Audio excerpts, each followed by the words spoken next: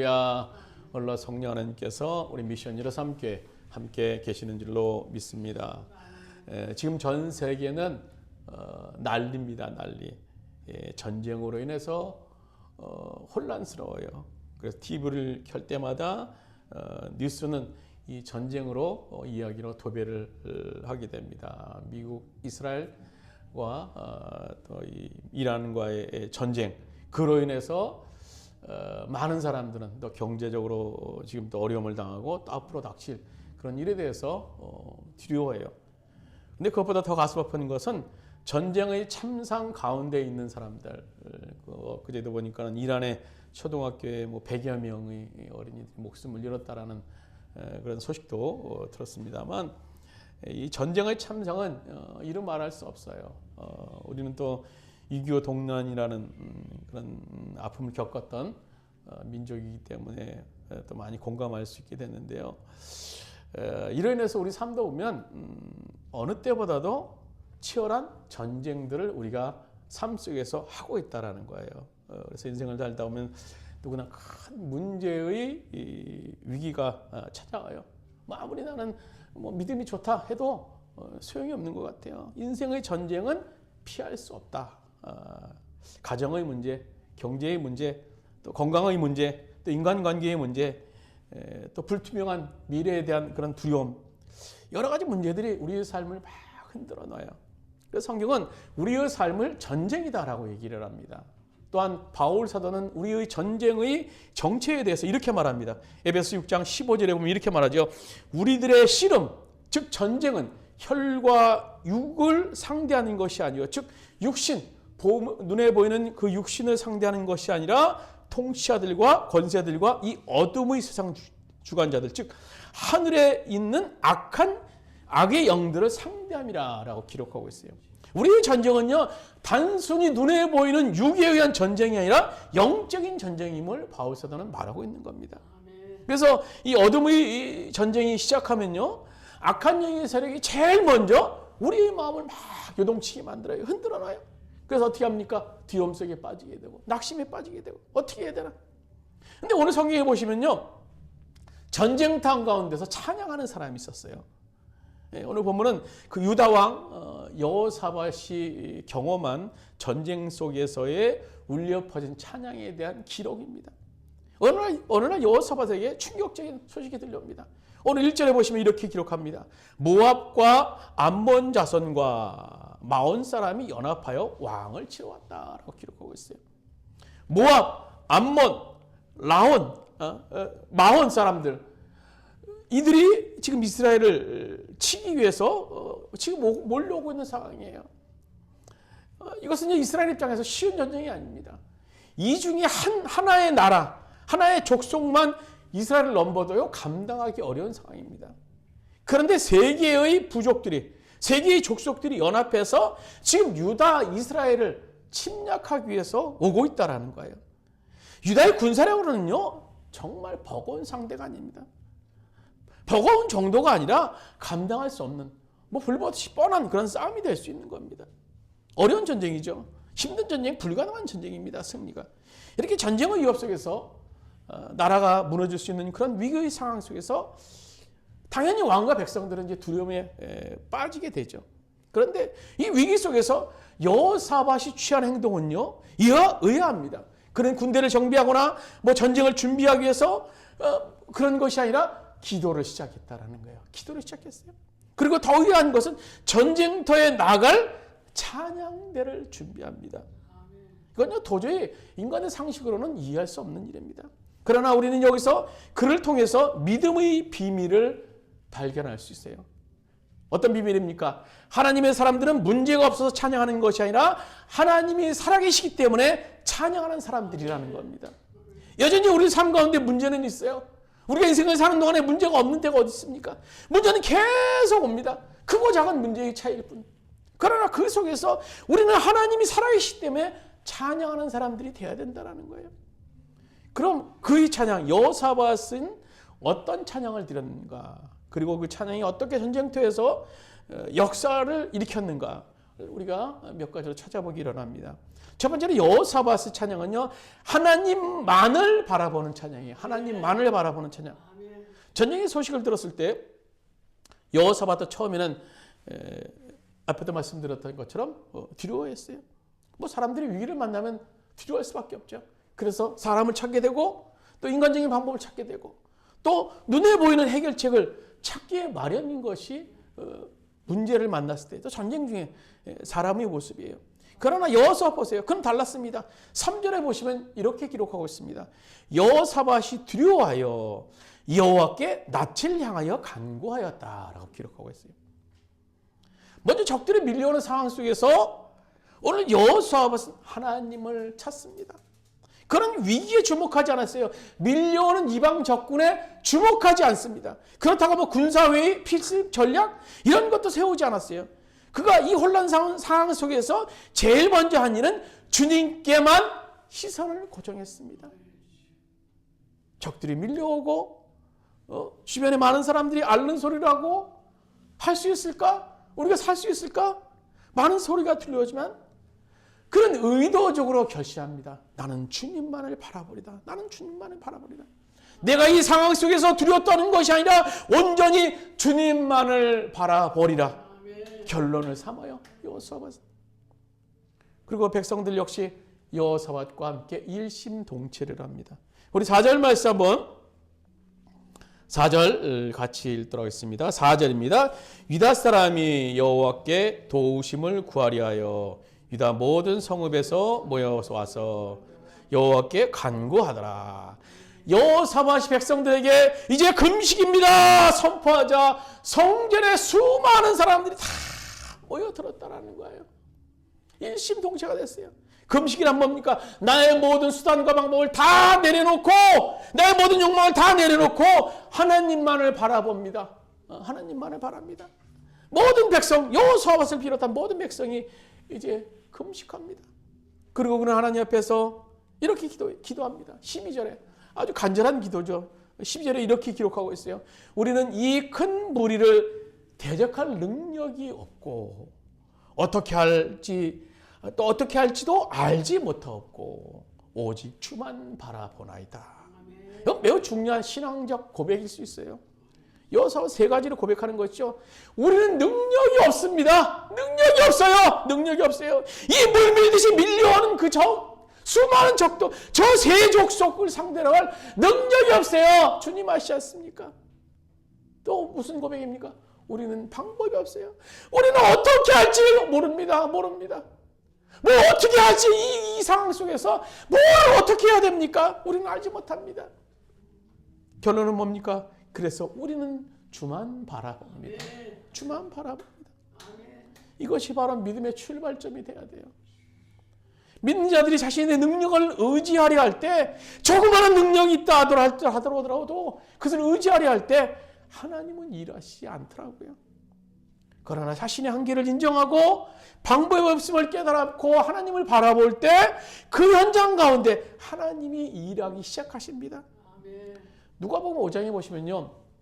어부 베드로의 이야기가 나옵니다. 어부 베드로는 우리가 아는 대로 갈릴리 바다에서 잔뼈가 굵은 사람이에요. 쉽게 말해서 갈릴리 바다가 어릴 때 놀이터였고 성장에서는 생업의 현장이 된 사람이에요.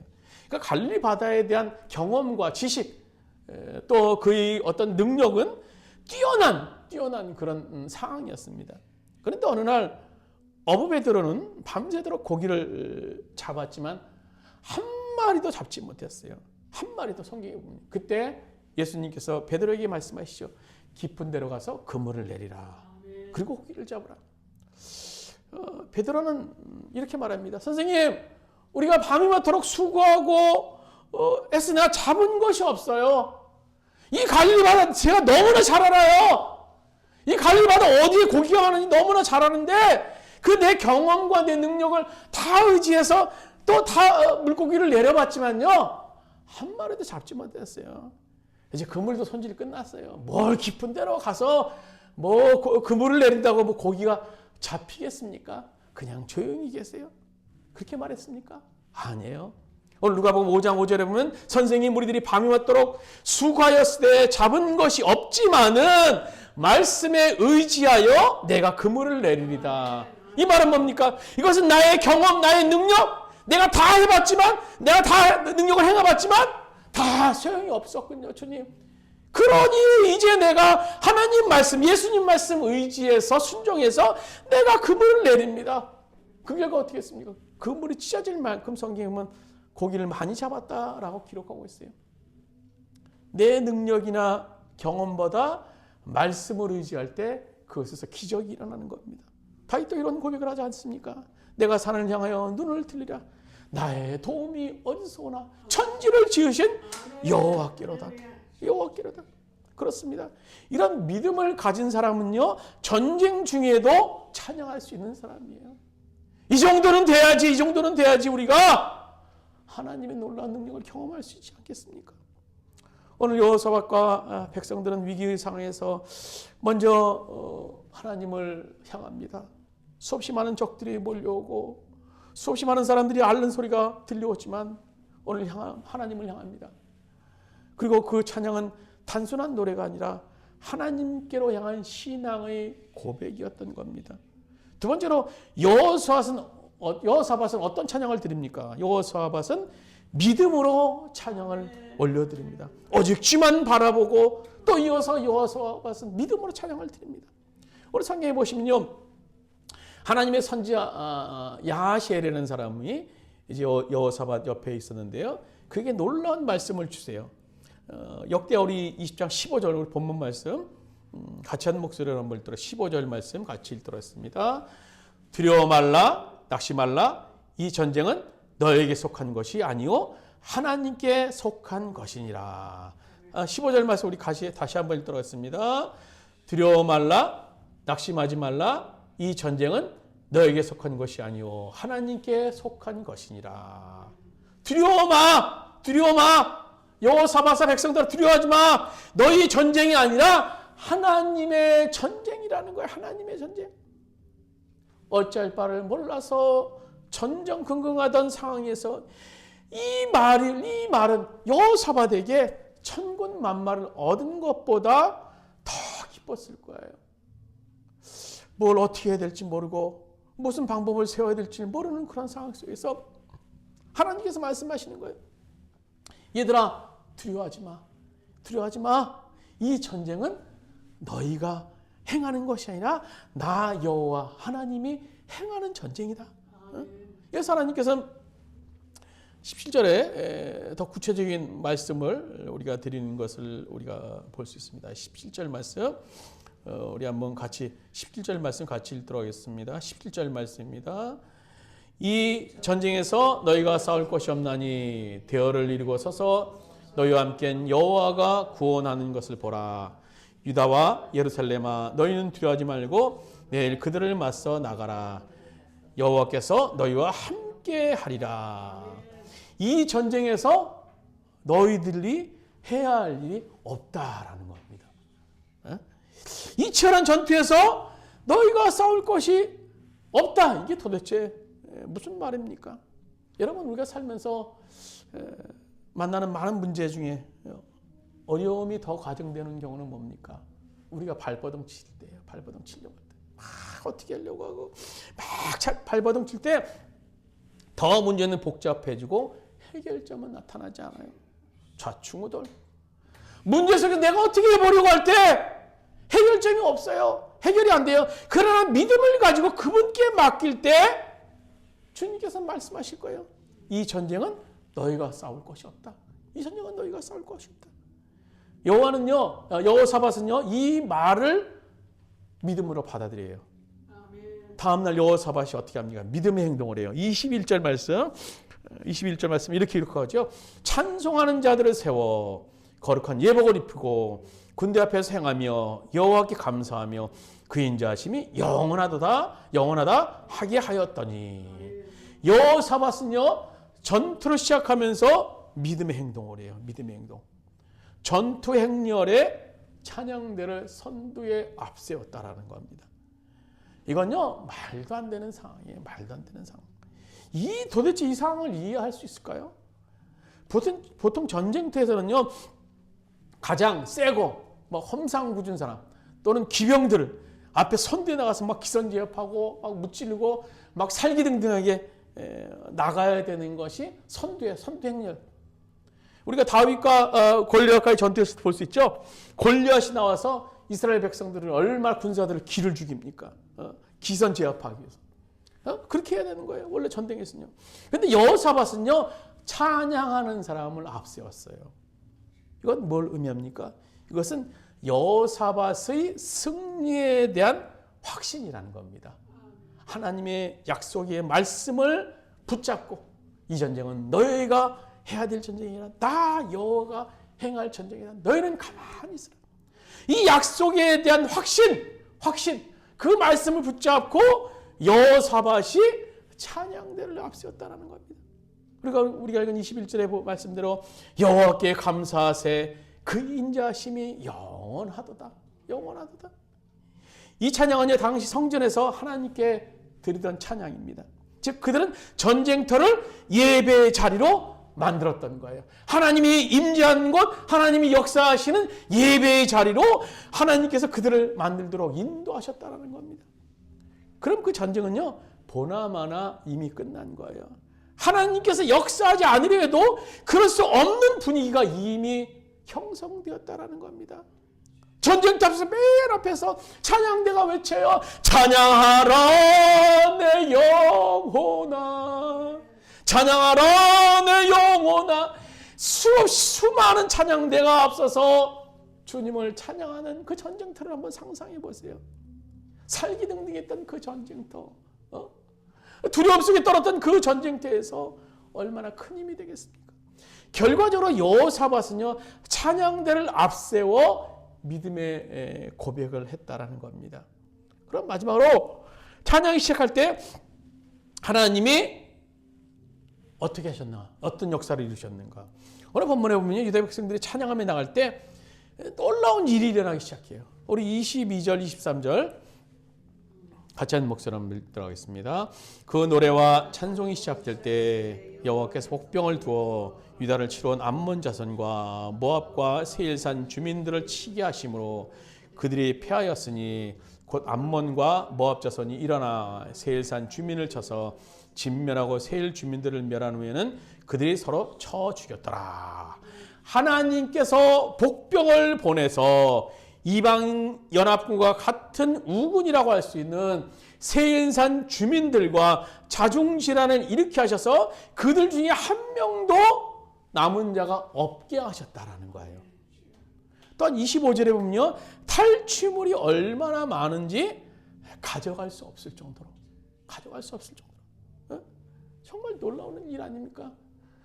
그 전쟁에서 이제 죽음을 눈앞에 뒀는데, 그 전쟁에서 백전백패 눈에 보이는 뻔한 일인데, 이제 그들이 한 명도 남김없이 다 죽이고, 또 그들이 가지고 있는 탈취물까지 다 빼앗았다라는 거예요. 여호사밧의 군대는요, 칼을 사용하지 않았어요. 하나님이 싸우셨기 때문에. 그렇습니다. 전쟁에서 내가 싸우려고 하면 안 돼요. 내가 싸우면 힘듭니다. 하지만 나보다 또 적들보다 비교할 수 없이 강하신 분이 싸우신다. 그 전쟁의 승리는 따놓은 당상 아니겠습니까? 오늘 우리가 읽은 22절에 보면요, 우리가 놓치지 말아야 될 말씀이 있어요. 거기 보면 이렇게 시작하죠. 노래와 찬송하기를 시작할 때, 찬송이 시작하자 하나님이 역사하기 시작하셨다라는 겁니다. 찬양을 시작하면 왜 하나님이 역사하실까요? 그것은요, 분위기가 넘어가기 때문이에요. 그 분위기가 넘어가요. 지금 전쟁터의 분위기가 어땠을까요? 전쟁터는요, 살벌한 분위기. 아주 어떻게 보면 전쟁 서로 양 진영이 대치하고 있는 가운데 살벌한 분위기가 잔잔하게 흐르고 정직히 흘렀을 거예요. 또 많은 적들의 그 기세 등등, 그 연합군의 기세 등등, 이건 보나마나 우리가 나가 싸우면 이길 것이다. 기세 등등함에 반해서 이스라엘 얼마나 쪼그라들었을까요? 두려움, 근데 찬양대가 잘 앞서서 찬양해요. 찬양하라 내 영혼아. 수많은 찬양대가 찬양하면서 분위기가 확 바뀌는 거예요. 확 바뀌어요. 유다의 군사들을 누르고 있었던 어둠과 두려움, 또 영의 분위기가 일소되어 버리는 거예요. 또한 사단의 분위기에서 하나님의 분위기로 확 바뀌는 겁니다. 여러분, 분위기라는 것은 상당히 중요해요. 분위기는 우리의 눈으로 볼 수 없지만 이것은 영적인 통로의 역할을 할 수 있어요. 예를 들어서 가정, 또 직장, 또 사업장의 분위기가 긴장되고 침울하다. 그런 분위기에서는요, 다툼과 또 미움이 가득할 수밖에 없어요. 왠가 하면 악한 영이 역사하기 쉬운 분위기이기 때문인 겁니다. 그런데 찬양이 시작돼요. 하나님을 찬양하고 또 서로를 존중하는 찬양이 시작되었다. 그럼요, 분위기가 깨지는 거예요. 분위기가 바뀌어요. 그런 놀라운 것은요, 하나님이 역사하실 분위기로 바뀌게 되었다라는 겁니다. 우리 사도행전 16장에 보시면요, 바울과 실라가 많은 매를 맞고 또 발에 착고까지 찬 채 감옥에 갇히게 돼요. 그들이 있었던 그 감옥의 분위기 한번 상상해 보시면 어떨까요? 얼마나 침울했겠어요. 어둡고 침울하고 냉기가 막 흘리는 그런 분위기 아니었을까요? 그런데 놀랍게도 그곳에서 바울과 실라가 뭘 했습니까? 사도행전 16장 25절에 바울과 실라가 기도하고 하나님을 찬송하며 갑자기 큰 지진이 나서 옥토가 움직이고 문이고 다 열리며 모든 사람의 매인 것이 다 벗어진지라. 그들의 찬송 소리는요, 분위기를 타고 하나님이 역사하시는 분위기로 바뀐 거예요. 어둠의 세력에 대한 진멸을 의미하는 것이 바로 찬송 소리였어요.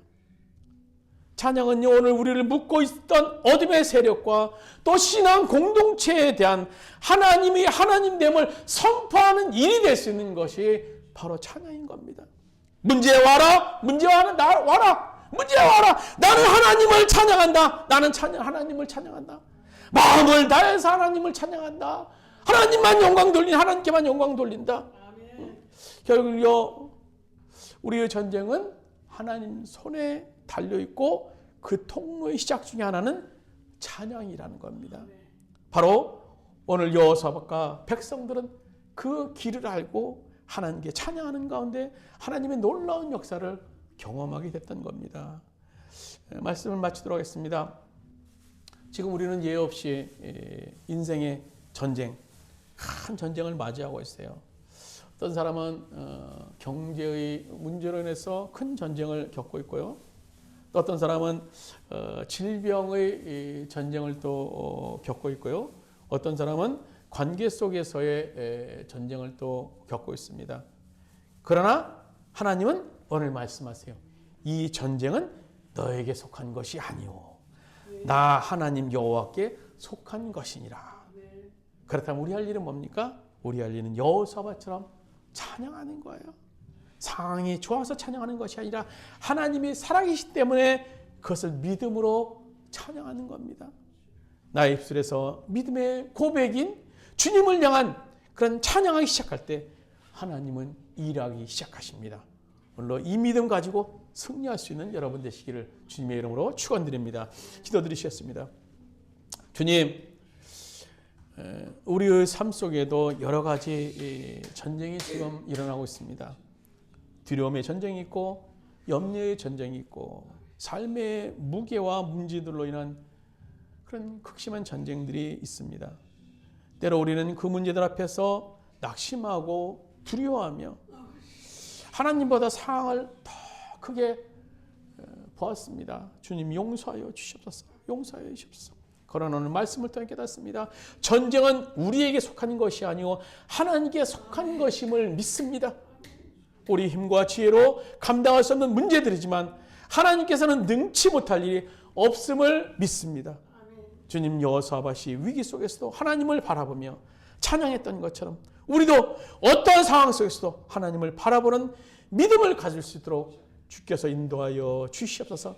이제는 우리 주 예수 그리스도의 은혜와 하나님 아버지의 무한하신 사랑하심과 보혜사 성령님의 감화 감동 내주 교통하시는 은총이 오늘 어떠한 상황 속에서, 전쟁의 상황 속에서, 그보다 더욱 극심한 상황 속에서 온전히 주님만을 바라보며 믿음의 찬양을 드렸던 오늘 여호사밧과 그의 백성들처럼 우리의 전쟁 중에서도 주님을 향한 큰 믿음을 보여서 승리하길 원하는 우리 미션 3개 성도들 머리 위에, 그의 가정의 사업장과 직장이 있다는 모든 교회 위에 이제부터 영원까지 함께 하시기를 간절히 축원하옵나이다. 아멘.